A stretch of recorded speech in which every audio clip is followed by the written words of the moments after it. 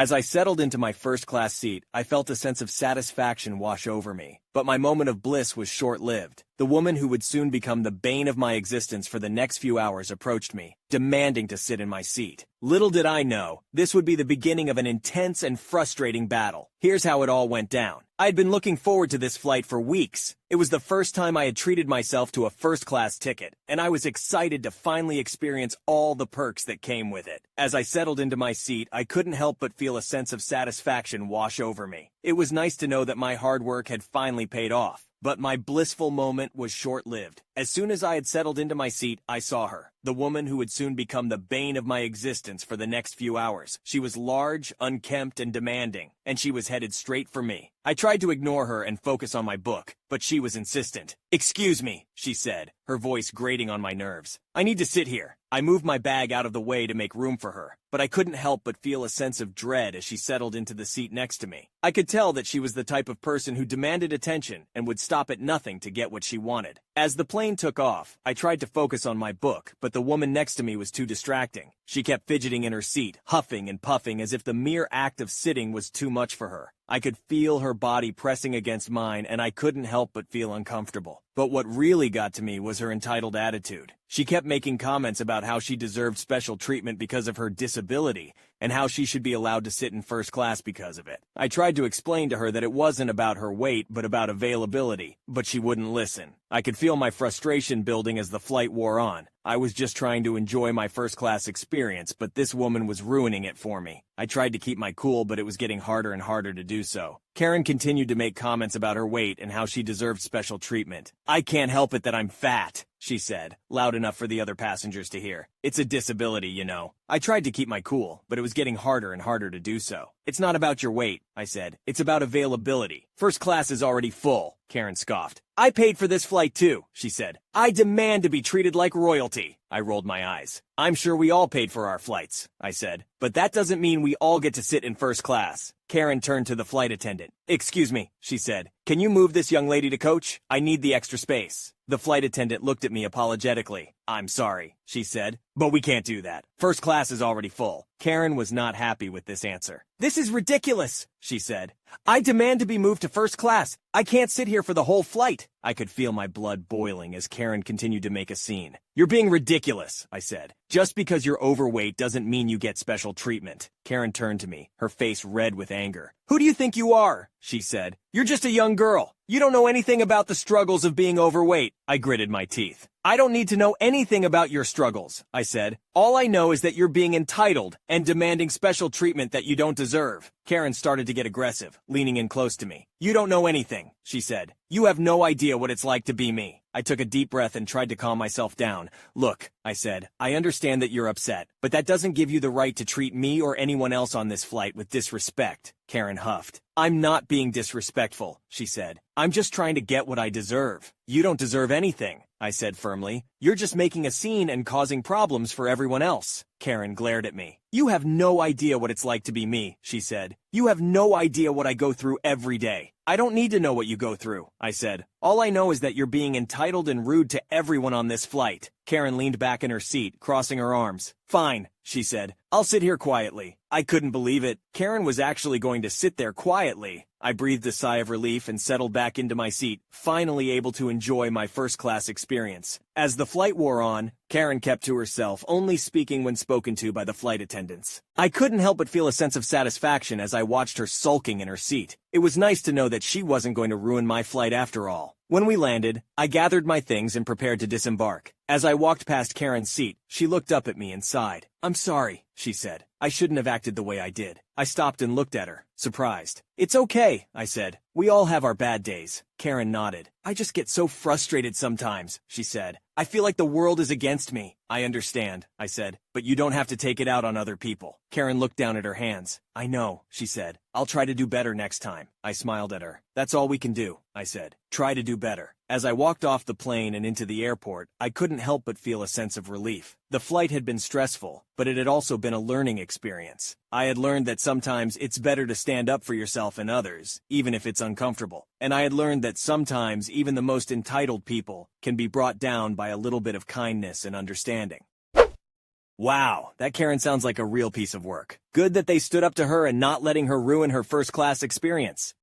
I have been wanting to share this story for a long time. It's a long story, so please be patient. I know it might sound like a lie, but believe me, I wanted it to be more than anything. This has ruined my family, and I'm not allowed to talk about it because my parents want to forget what they did. Well, my parents had separated from their previous partners. My father separated from my older sister Lucy's mother, currently 25 years old, and my mother lost her ex-husband in a car accident and had to take care of my brother, currently 23 years old. This turned them into single parents with custody of their children. The two met on the beach and exchanged numbers. They started dating, and 2 years later, they got married. Let's get to the story. It all started when I was 8 years old, and my brothers were 17 and 19. My brother was in the third year of high school, and my sister was working at the grocery store near our house. While my parents and my sister worked, I stayed with Kirby. It may seem strange, but the best moments of my life were when Kirby was with me. I know that a lot of older brothers don't get along with younger ones, but that wasn't the case. I loved Kirby with all my heart, and I know he loved me too. He always took care of me, played and studied with me, and sometimes he took the blame for me. Then one day, everyone was waiting for Kirby in front of my school because our schools were close, and he always came to pick me up. But this time, he didn't come. I stayed until 4 p.m. when my sister came to pick me up. I asked about my brother, but she didn't answer. She just avoided the conversation. When we got home, I was surprised by the sound of things breaking in the house and the frightening screams of my parents. When we entered the house, the scene couldn't be worse. Kirby was on the floor as my father kicked him and threw dishes at him, and my mother screamed at Kirby with horrible curses. I was so scared I didn't leave my sister's side. She took me upstairs and told me not to leave the room until further notice. I stayed there, listening and crying. I had never seen my family like that, and I can say now that I am still afraid of them no matter how old I am. Then suddenly, I heard a siren, and when I looked out the window, I saw 2 vehicles and many policemen getting out of them. They entered the house shortly after. I heard more screams and a voice of arrest, and then I saw my father and mother being taken away by the police. My parents screamed horrible words at my brother, saying he was a miserable person who deserved to be harmed. My mother always agreed. After they were put in the car, I went downstairs, and it was terrifying. Lucy was crying on the floor, holding Kirby in her arms. He was completely bloodied and full of bruises. After that scene, everything became a blur. I just remember being inside an ambulance, and then in the hospital. It felt like a dream, but my sister disagrees and says it was a nightmare and the worst day of her life. About 3 days later, my parents were still in jail for assault and attempted murder, so my sister took a few days off to look after me. Finally, I mustered up the courage to ask my sister what had happened. Lucy, treating me like an adult, told me the truth. Our brother Kirby had been accused of rape by a girl in high school. The girl went to the principal, screaming and bruised, claiming that Kirby had abused her.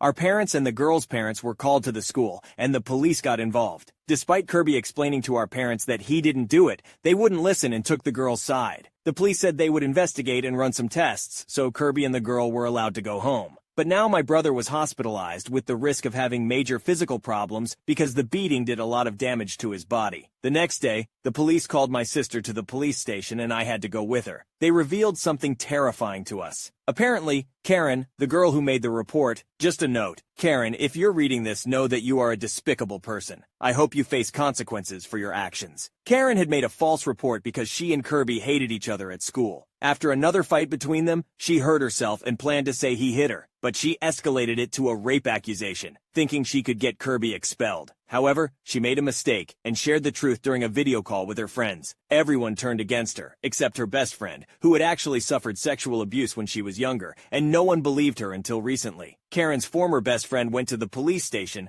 told them everything, and even managed to record part of the conversation after Karen confessed. The police questioned Karen, and she confessed the truth out of fear of being arrested. My sister was furious. She wanted to confront Karen right away, but the police calmed her down, saying that Karen's parents would have to pay a fine for the false accusation and slander. My sister thought it wasn't enough. A year after the incident, Karen's parents showed up at our door, asking if Kirby was home. When we said no, they apologized for what happened and left. Later, I found out they wanted to give Kirby his own settlement, including all the money that was for my college and Karen's car. My brother said thanks, but he doesn't forgive Karen, and if she ever shows up, he'll speak the truth to her face. Her parents accepted this and left. Currently, my big brother is much better, but he is not fully recovered. He still has nightmares of that day, which sometimes lead to anxiety attacks. He needs someone to be there to calm him down. I want to help him so much and get away from the toxic environment we call home. so I thought about moving in with Kirby. I spoke to my brother first, and he was hesitant at first but eventually accepted. Then I spoke to his grandparents, who agreed. I also talked to Lucy, and she thought it was a great idea. But when I spoke to my parents, it was a completely different story. My mother burst into tears, and my father was desperate, saying that everyone had already abandoned them, and now their youngest son was leaving too. I got irritated, and told him that they had already abandoned me that damn afternoon, and they would never have me back. My father, a man in his 50s, always said that crying was for weak people, but he started crying like a baby, saying that he had already lost everything and didn't want to lose me too.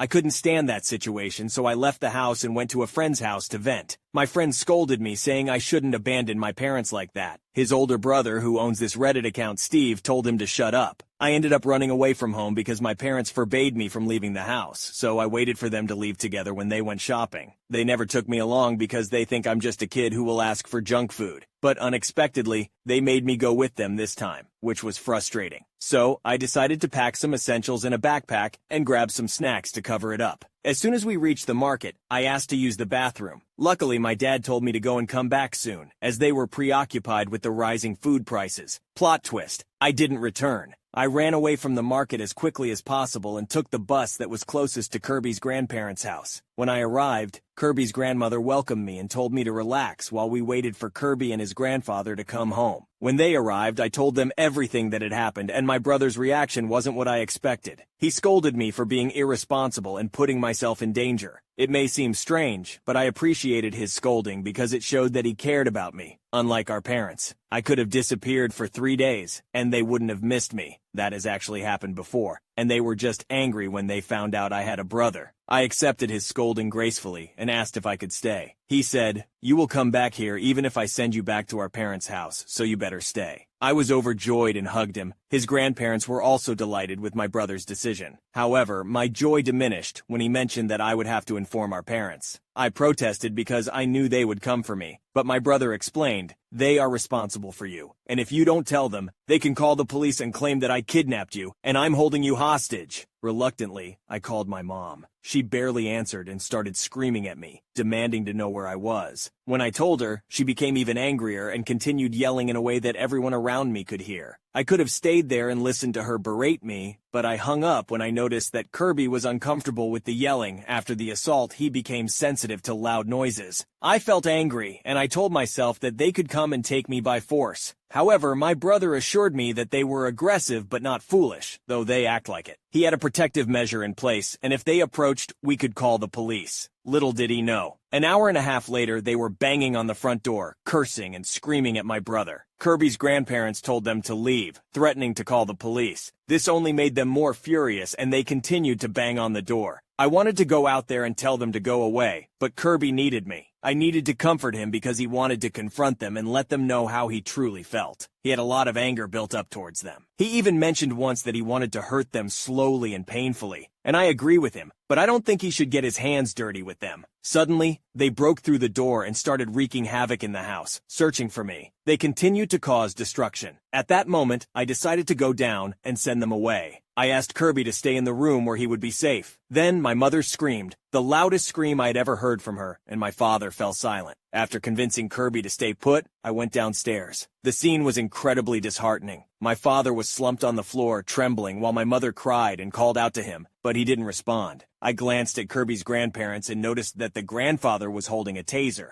I'm sure we all know what happened next. When my mother saw me, she started screaming, "Do you see what they did to your father? Call the police! They must be arrested!" I calmly told her that if I called the police, she would be the one getting arrested for breaking the terms of the protective measure. She ignored me and continued to scream, demanding that we call an ambulance for my father. We ignored her and informed her that as soon as my father recovered, they had to leave and never come back. When my father regained his composure, he remained strangely silent. He seemed completely defeated. Suddenly, my brother came downstairs and my mother immediately attacked him. This led to a heated confrontation between my angry brother and our enraged mother. She blamed him for everything, claiming that he was the reason why our relatives had abandoned her, why her children were turning their backs on her. Then she started to play the victim, saying that she was just an innocent woman who went to church every Sunday and that I was a disgusting gay person who would go to hell. Fun fact, I'm bisexual, and I made the mistake of telling my parents. Surprisingly, my father was okay with it, but my mother was furious and forbade me from being bisexual. She even introduced me to her church friends' daughters, making it awkward for everyone.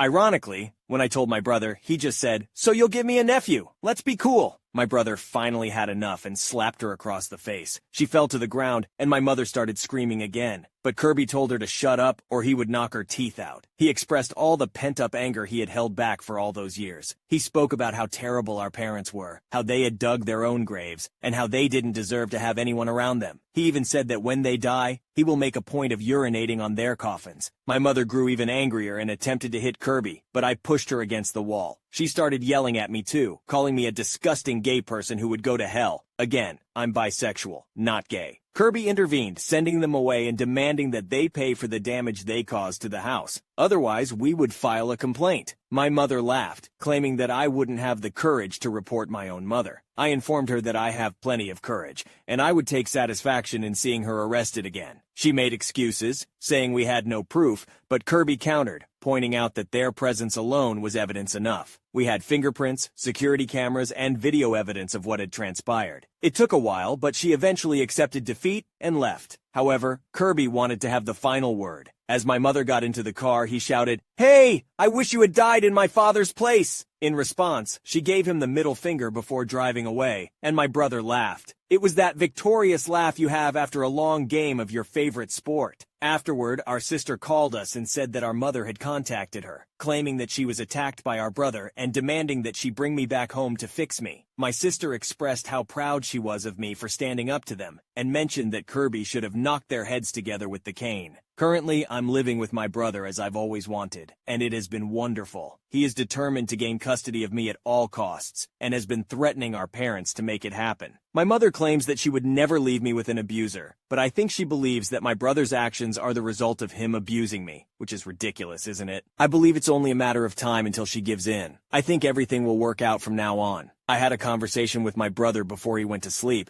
and he wondered what life would be like if our father were still alive. I replied that maybe his life would have been a little better, but he responded, maybe, maybe not. If he hadn't died, maybe I wouldn't have suffered that assault, but then I wouldn't have my two angels in my life. He then kissed me on the forehead, and I must admit, it was incredibly sweet. I hugged him tightly, expressing my love for him. I know that we will protect each other at all costs. Whenever I think about what happened, I can't help but sigh. I wished we could be a loving and supportive family that stands together through any situation. But alas, that seems to be only a dream.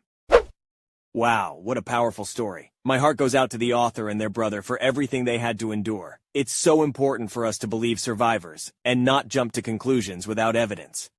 To start, this story isn't very interesting or dramatic. I'm just pointing out one instance that shows how petty entitled folks can be no matter what. It was a slow day at work, and my job is basically a cashier. I greet customers, answer phones, questions, and of course check them out. Before our entitled Kevin oh so dramatically enters the scene, the phone rings. I don't have a line of customers at my register, and everyone shopping in the store is still shopping, so I answer the phone. Most phone calls are easy, but others are chatterboxes, and most of our clientele are on the older side, so they aren't speedy chatterboxes either. This was one of those older chatterbox types. As I was answering her questions and listening to her go on about something or another that had nothing to do with the reason for her call, a wild Kevin appears. Kevin is carrying maybe 8, 10 $1 paintbrushes and a few cheap baubles. He just stands there, quite a distance away from the registers, and I gesture to him which register I'm on. "No, I have a question," he projects from where he's standing. I gesture for him to come over and ask, all friendly like your buddies flagging you over for a game of Red Rover or something. He just stands there. All this while, the lady on the phone is seemingly wrapping up her conversation and about to hang up. Kevin tells me, at first I thought jokingly, but he sounded more serious than joking, to put her on hold. As he wasn't here before I answered the call, I stuck with my practice of first come, first served, and Emma multitask like a mother. So again, I gestured him over to my register. Mind you, him, me, and everyone else. There is a giant pole blocking me at the register, making me hard to see, but I make big arm flails pointing to where I'm at every time I see a customer ready to check out. Think of a carny trying to get you to play their game like that. He waited for maybe a minute